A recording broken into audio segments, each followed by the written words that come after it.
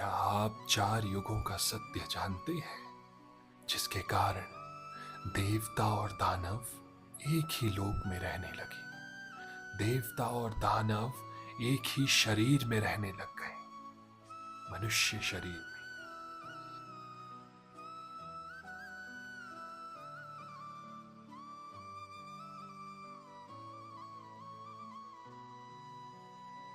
राधे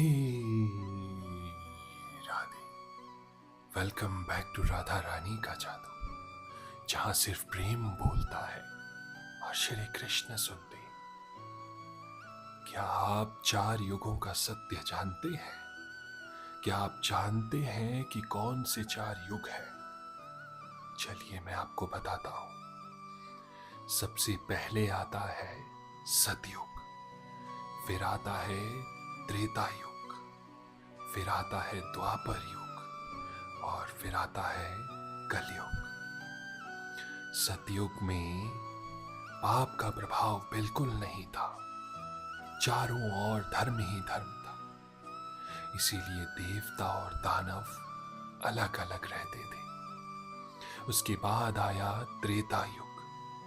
त्रेता युग में धर्म का प्रभाव थोड़ा कम हुआ, जिसके कारण देवता और दानव एक ही लोक में रहने लगे, जैसे कि प्रभु श्री राम और रावण। उसके बाद आया द्वापर युग। द्वापर युग में धर्म और अधर्म आमने सामने खड़े हो गए, क्योंकि धर्म घटता गया और अधर्म बढ़ता गया। और इसी कारण देवता और दानव एक ही वंश में, एक ही परिवार में रहने लगे, जैसे कि पांडव और कौरव। और आज के समय में जो युग चल रहा है वो है कलयुग, जहां धर्म पूर्णतः खत्म हो चुका है। अगर आप प्रतिशत में बात करें तो केवल 5 से 10% धर्म बचा है, बाकी 90% अधर्म चल रहा है। और इसी कारण, धर्म बिल्कुल खत्म होने के कारण और अधर्म बढ़ने के कारण, देवता और दानव एक ही शरीर में रहने लग गए, मनुष्य शरीर में। इसीलिए तो कहते हैं कि कलयुग केवल नाम अधारा, सुमिर सुमिर नर उतरे ही पारा।